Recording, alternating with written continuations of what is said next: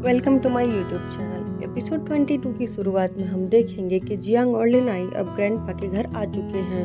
उनके यहाँ आते ही उनका स्वागत यान करता है और वो उन्हें वेलकम करने के बाद उनका कुकिंग प्लेटफॉर्म दिखा ही रहा होता है कि तभी वहाँ सूजी आ जाती है। सूजी जियांग को देखते ही बहुत ही खुश होती है और कहती है कि अच्छा हुआ भाई आ गए आपको अगर कोई भी हेल्प लगे या कोई भी ज़रूरत है तो आप मुझे बताइएगा। वो उससे बात कर ही रही होती है, तभी जियांग जी उससे पूछता है कि तुम्हारे और चुईकेन का क्या हुआ, तुम चुईकेन के क्वेश्चंस का आंसर क्यों नहीं कर रही हो, तुम उसका कॉल्स क्यों नहीं पिक कर रही हो। जियांग जी के ऐसा पूछते ही सूजी उसको टालती है और जैसे ही वो घूमती है वो देखती है कि केन अपनी बड़ी बहन के साथ आ रहा होता है। वो उसे जलाने के लिए काओलिंग को अपने साथ लेती है और उसके सामने से गुजरते हुए कहती है, काओलिंग आज तुम मुझे शॉपिंग करा दो। उसकी ये बात सुन करके केन को बहुत ही गुस्सा आता है और वो उसे देखता ही रह जाता है और वो उदास हो जाता है। यहाँ नेक्स्ट हम देखते हैं जब यहाँ पे सूजी अब अकेली होती है और वो अकेले खड़े होकर कुछ सोच ही रही होती है, तभी केन आता है और वो उसे अपनी जैकेट उठाते हुए कहता है, सूजी मुझे कुछ टाइम दो, मैं तुम्हें सारी बातें बताऊंगा। यहाँ सूजी गुस्सा होती है, वो नहीं मानती है। वो उसका जैकेट फेंकते हुए कहती है, क्या तुम्हें समझ नहीं आता है, जब मैंने कहा कि मैं इस रिश्ते में अब नहीं आना चाहती, नहीं रहना चाहती, तो तुम मुझे बार बार फोर्स क्यों कर रहे हो। ये सुनकर के केन बहुत ही उदास होता है और वो वापस जा ही रहा होता है कि वो फिर मुड़ के आता है और उसे कंसोल करते हुए कहता है, मुझे थोड़ा टाइम और दो, मैं तुम्हें सब क्लियर कर दूंगा। नेक्स्ट सीन यहाँ लिनाई और दादाजी का होता है। दादाजी और लिनाई आपस में बात कर ही रहे होते हैं कि तभी दादाजी कहते हैं, लिनाई तुम्हारी कुकिंग स्किल्स बहुत अच्छी है और तुमने जिस हिसाब से फिश को काटा है ऐसा समझ में आता है कि तुम्हारे मास्टर ने तुम्हें बहुत अच्छे से सिखाया है। लिनाई उनको थैंक्स बोलती है और दोनों आपस में बात ही कर रहे होते हैं कि तभी जियांग जी आ जाता है। जियांग जी को देखते ही दादाजी वहाँ से चले जाते हैं। अब हम देखेंगे यहाँ जियांग जी और लिनाई दोनों आपस में बात कर रहे होते हैं क्योंकि आज इनका कुछ करने का प्लानिंग होती है, तो ये दोनों अपने प्लान के ही बारे में बात कर रहे होते हैं। तभी लिनाई जियांग को वहाँ रुकने का कह करके अपने बाहर चली जाती है। यहाँ हम देखते हैं बाहर लिनाई किसी को बुलाई होती है और वो उसे लेकर के फिर अंदर की ओर आती है। यहाँ हम देखते हैं जोई यानी कि मिस्टर यान की सेक्रेटरी लिनोई का पीछा नहीं कर पाती है क्योंकि जैसे ही वो उसका पीछा करती हुई आगे जाती है, सूजी पीछे से आती है और उसको रोकते हुए उससे बात करने लगती है और वो जोई का इंट्रोडक्शन मिस्टर काउ से भी कराती है। और तभी ये तीनों आपस में बात ही कर रहे होते हैं कि यान आता है। यान भी उसको ड्रिंक करने के लिए कहता है और सूजी भी कहती है, लेकिन जोई मना करती है तो फिर सूजी को डाउट होता है। यहाँ हम देखते हैं कि सूजी को पहले से ही पता होता है कि शायद मिस जोई प्रेग्नेंट हैं और वो उनको फिर ऐसा कह करके आगे चली जाती है। यहाँ हम ये भी देखेंगे कि सूजी के जाने के बाद यान उसको कहता है कि मैंने तुम्हें कहा था कि तुम्हें अंदर रहना है क्योंकि तुम्हें सारी चीज़ों की जानकारी रखनी है। फाइनली हम देखते हैं कि पार्टी शुरू हो गई होती है और इसका होस्ट और कोई नहीं बल्कि चुईकेन होता है।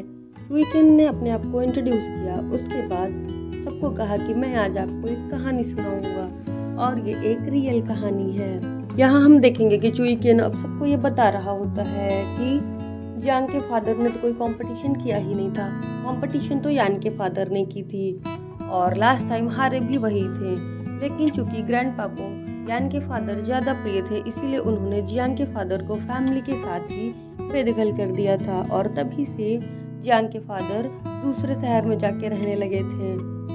चुईकेन की ये सारी बातें सुन करके दादाजी बहुत ही शॉक्ड होते हैं और वो हैरान होकर के पहले तो चुईकेन को देखते हैं और सोचते हैं इसको इन सब बारे में कैसे पता है। नेक्स्ट हम यहाँ देखते हैं कि यहाँ पे यान अपने फादर को भी इस बर्थडे पार्टी में इनवाइट किया होता है और वो उन्हें रिसीव करने के लिए बाहर जाता है और हम यहाँ देखते हैं कि यान के फादर अंदर आते ही सबको हेलो बोलते हैं और अपने फादर को बर्थडे विश करते हुए लेट आने के लिए सॉरी बोलते हैं, लेकिन चूंकि ग्रैंडपा काफ़ी गुस्सा होते हैं उनसे तो वो उसका आंसर नहीं करते हैं। इधर लिनाई बताती है कि उसने मिस्टर झाओ को भी इन्वाइट कर रखा है, मिस्टर झाओ सबको सच्चाई बता सकते हैं। जियांग मिस्टर झाओ को लेने के लिए जाता है तो देखता है वहाँ पे चुईकेन भी होता है। इधर देखते हैं कि यान के फादर ग्रैंडपा को सूप सर्व करते हैं तो वह गुस्से में उसे फेंक देते हैं और इधर मिस्टर झाओ की भी अभी एंट्री होती है और उन्हें देखते ही सभी लोग वहाँ पे शॉक्ड हो जाते हैं और ग्रैंडपा तो एकदम हैरान ही रह जाते हैं कि इतने समय तक ये कहाँ था और ये अचानक अभी यहाँ पे क्यों आया है। मिस्टर झाओ जैसे ही आते हैं वो पहले तो देखते हैं और फिर सबको सच्चाई बतानी शुरू करते हैं कि कैसे उस समय ग्रैंडपा ने उन्हें पैसे खिलाए थे चुप रहने के लिए, और कैसे ग्रैंडपा ने फिर उनकी भी लाइफ बर्बाद कर दी थी और वो फिर कहीं दूसरी जगह शिफ्ट हो गए थे, और कैसे जियांग के फादर को कितनी मुश्किलों का सामना करना पड़ा था।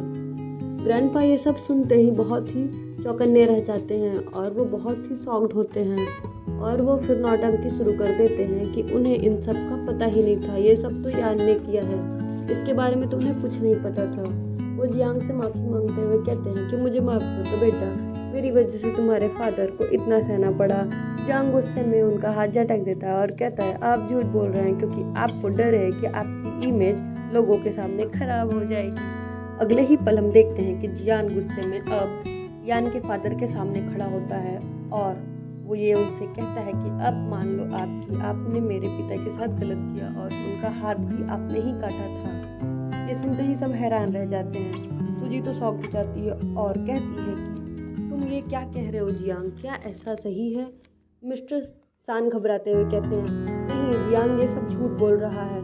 तो जियांग गुस्से में कहता है कि मैं उस समय कबर्ड में बंद था, यानी कि 18 साल पहले जब आप ये हरकत कर रहे थे और जब आप मेरे पिता के हाथ काट रहे थे तो मैं उस समय अलमारी में बंद ये सब देख रहा था।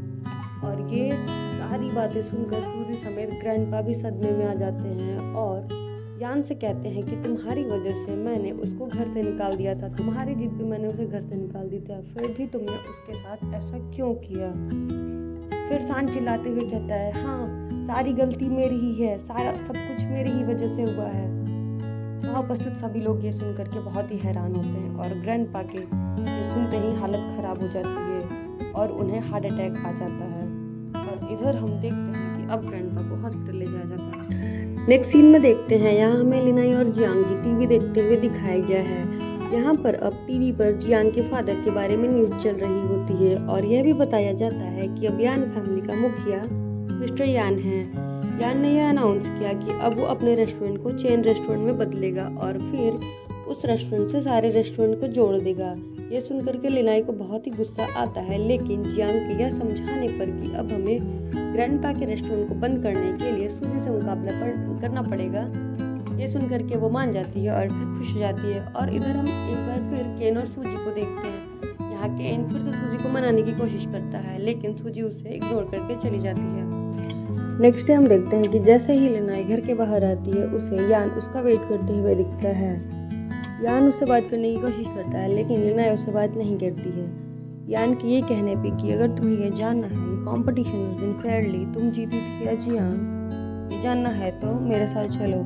ऐसा कहने पे लिनाई उसके साथ चल देती है। नेक्स्ट सीन हमें रेस्टोरेंट का दिखाया गया है जहाँ लिनाई और यान एक साथ बैठे होते हैं और ये बात कर रहे होते हैं। इसमें यान कहता है कि उस दिन कंपटीशन में फेयरली तुम विनर नहीं थी, वो मेरे कहने पे तुमको विनर करार किया गया था। लिनाई कहती है मुझे इसका अंदाज़ा था। फिर वो थोड़ी कठोर होते हुए कहती है मुझे पता है कि तुम चाहते हो कि मैं तुम्हारे चेन रेस्टोरेंट वाले प्रोजेक्ट में शामिल हूँ और तुम्हारा विरोध न करूँ, लेकिन ऐसा नहीं है। मैं उस इतना कह के वो वहाँ से उठती है और फिर चल देती है। तभी जियांग उसे ऊपर से पुकारता है लिनाई। लिनाई दौड़ के जियांग के पास जाती है और जियांग को देख करके बहुत खुश होती है। जियांग कहता है मुझे इस बात की खुशी है कि तुम यान की बातों में नहीं आई। यहाँ नेक्स्ट सीन में हम सूजी और ग्रैंडपा को देखते हैं। ग्रैंडपा की तबीयत खराब होने के कारण उन्हें हॉस्पिटल में रखा गया होता है और सूजी उनसे वहाँ मिलने आई होती है। सूजी उन्हें कहती है कि आपका प्यारा बेटा और आपके ग्रैंडसन दोनों ही आपसे मिलने नहीं आए हैं, लेकिन मैं आई हूँ। आपने मेरे पिता के साथ ऐसा किया फिर भी। और वो कहती है कि मुझे ऐसा यकीन नहीं होता दादाजी कि आपने उन लोगों की हेल्प की और जिन्होंने कि मेरे डैड का हाथ तक काट दिया है और आपने उन्हें फैमिली से भी बेदखल कर दिया था। वो ऐसा कहती है और फिर कहती है कि मैं भी अब आपके साथ नहीं रहना चाहती हूँ, और वो इतना कह करके उठ के वहाँ से चली जाती है। ग्रैंडपा को इस बात का बहुत ही पछतावा होता है, लेकिन अब वो कर भी क्या सकते हैं। नेक्स्ट एपिसोड जानने के लिए प्लीज़ चैनल को सब्सक्राइब करें, वीडियो अच्छी लगे तो लाइक करें। Thank you.